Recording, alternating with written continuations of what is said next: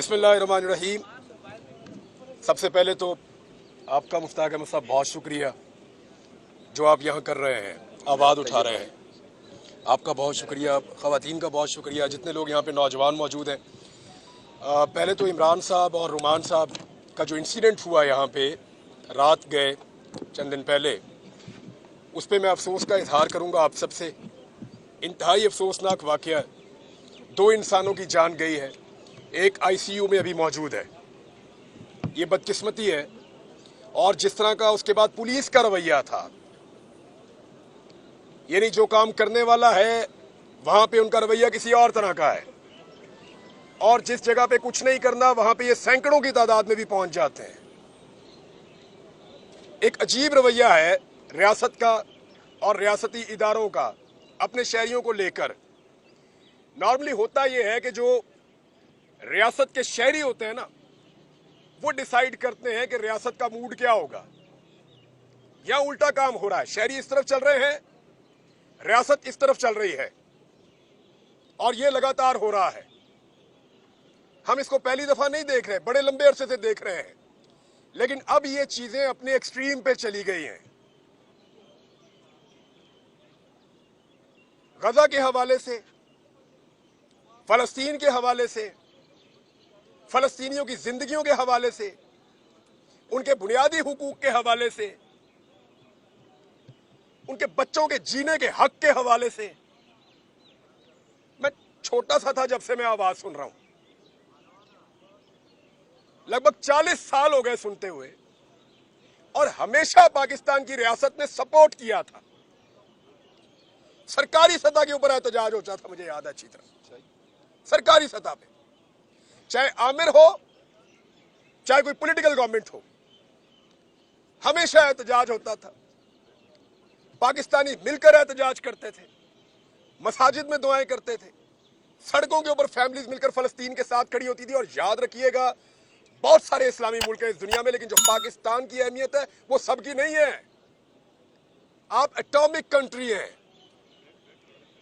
आपके यहां से जो आवाज जाती है या आपके यहां से जो बात पहुंचती है, उसमें ताकत ज्यादा है।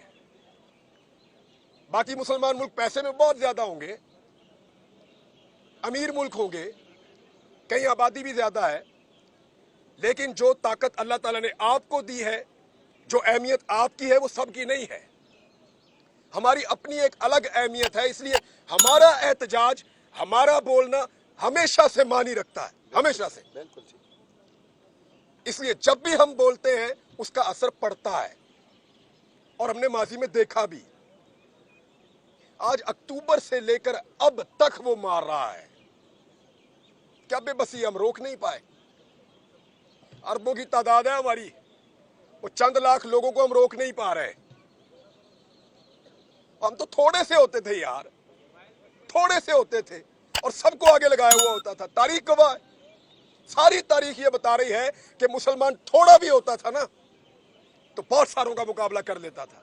रियासतें कांपती थी, लोग डरते थे। फर्क था गैरत का, गैरत का फर्क था।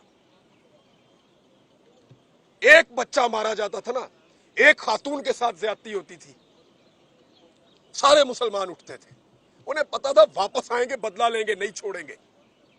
ये पूछेंगे, हिसाब मांगेंगे, जवाब मांगेंगे, ये हमारे घर तक पहुंचेंगे, ये इस केस को लड़ेंगे, ये पीछे आएंगे। गैरत होती थी। अजीब रजीम आ गया है। मैं आज पाकिस्तान टेलीविजन का डाटा चेक करवा रहा था, आपकी खबर नहीं चलती साहब वहां पे। आपको यकीन आ रहा है, अपनी जिंदगी में आपने ये दिन देखा कि पाकिस्तान टेलीविजन आपकी खबर नहीं चला रहा, आप फलस्तीन के हक में निकले हुए? नहीं चल रहा साहब। टीवी चैनल्स को मना करता है। ये रजीम आ गया है इस मुल्क में।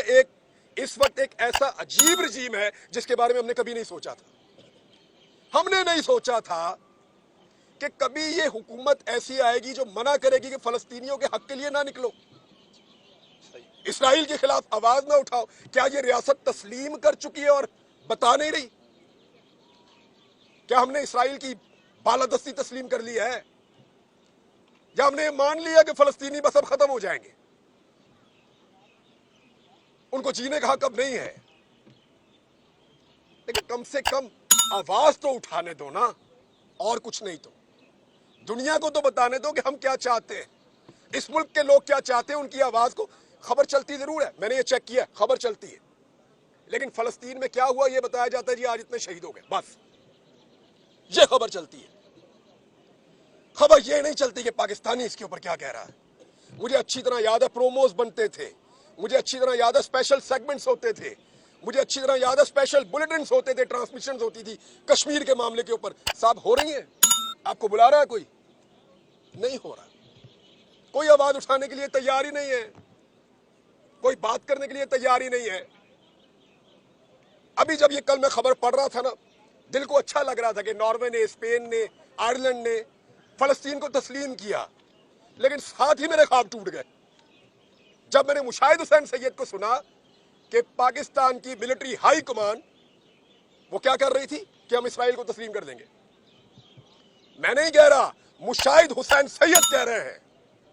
पावर कॉरिडोर में उनके बड़े ताल्लुकात हैं, एक्सेप्टेबिलिटी बहुत है, वो कह रहे हैं।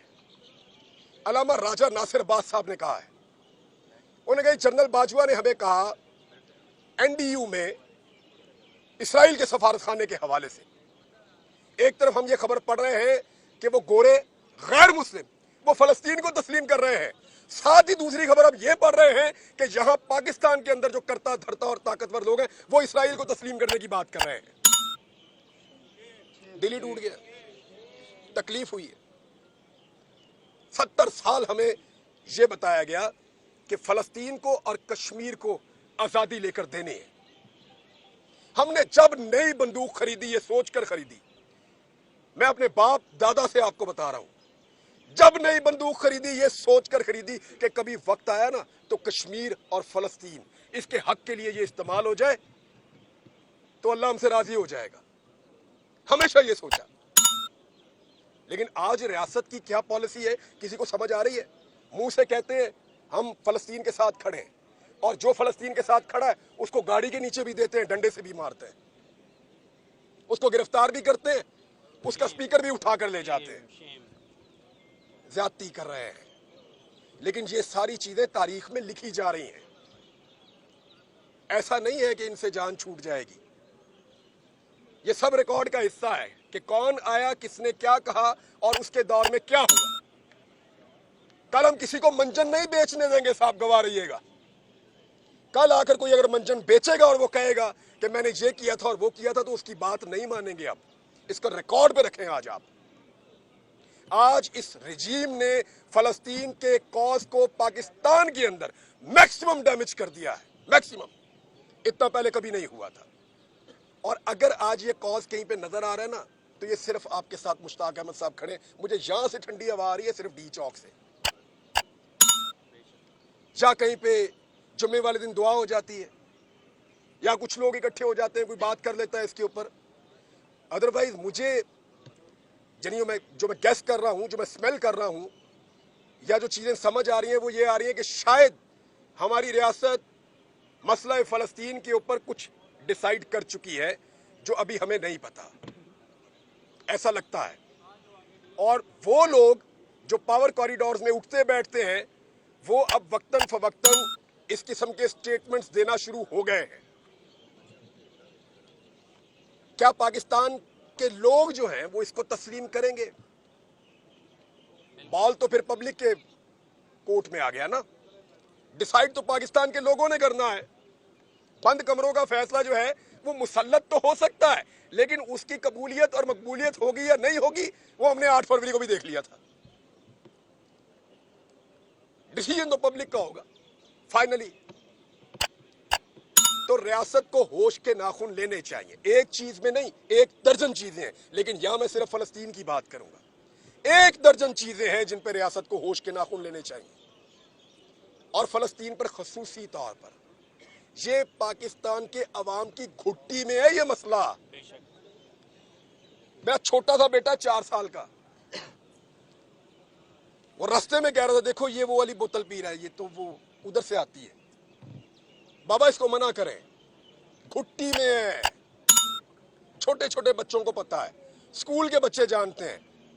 वो दो फुटबॉलर ने उनका नाम लेकर बच्चे बहस कर रहे थे, मैं सुन रहा था बात उनकी, और मैं हैरान हो रहा था कि ये किस तरफ जा रहे हैं, क्योंकि घुट्टी में है। वो कह रहा था वो फुटबॉलर अच्छा है, वो फलस्तीन को सपोर्ट करता है, ये इसराइल को सपोर्ट करता है, मुझे पसंद नहीं है। घुट्टी में है इस कौम की, इससे आप नहीं निकल सकेंगे साहब, बहुत बुरी तरह फंस जाएंगे। चीजों को रिव्यू करें और नेचुरल अंदाज में वैसे चलने दें जैसे पाकिस्तानियों की मंशा है। और मैं मुतालबा करता हूं इस प्लेटफॉर्म से और दूसरे प्लेटफॉर्म्स पे जहां जहां मुझे मौका मिलेगा कि ये जो दो कत्ल हुए हैं ये रायगां तो नहीं जाएंगे इंशाअल्लाह, ये अल्लाह के यहाँ कबूल है और शहीद हैं दो, लेकिन रियासत की भी कोई रिस्पॉन्सिबिलिटी होती है, कोई जिम्मेदारी होती है। उनका काम सिर्फ सियासी पॉलिटिकल पार्टीज के दफ्तरों पे या सियासतदानों पे छापे मारना नहीं रह गया। उनका काम सिर्फ नाकों पे खड़े होकर शहरियों को परेशान करना नहीं रह गया। उनकी और भी रिस्पॉन्सिबिलिटीज हैं, और भी जिम्मेदारियां हैं। इन्हें इंसाफ दीजिए, इन्हें इंसाफ दीजिए, इस कत्ल को इंसाफ दीजिए, कातिल को सजा दीजिए, ताकि आइंदा इस तरह के इकदामात ना हो। लोग आपके ऊपर एतमाद खो रहे हैं। इसी तरह आहिस्ता आहिस्ता ये होता है कि मामला शुरू होता है और लोग अपना एतमाद खोते खोते रियासत से दूर होते चले जाते हैं। हमारे सामने बेशुमार मिसालें हैं। रियासत और शहरियों के बीच में जब फासले बढ़ते हैं तो उसका नुकसान मुमलिकत को होता है। उस नुकसान से बचना है तो होश के नाखून लीजिए। मैंने आप सबका बहुत वक्त ले लिया, आप सबका सुनने के लिए बहुत शुक्रिया। जज़ाकल्लाह। पाकिस्तान जिंदाबाद, पाकिस्तान जिंदाबाद, फलस्तीन जिंदाबाद, इसराइल मुर्दाबाद।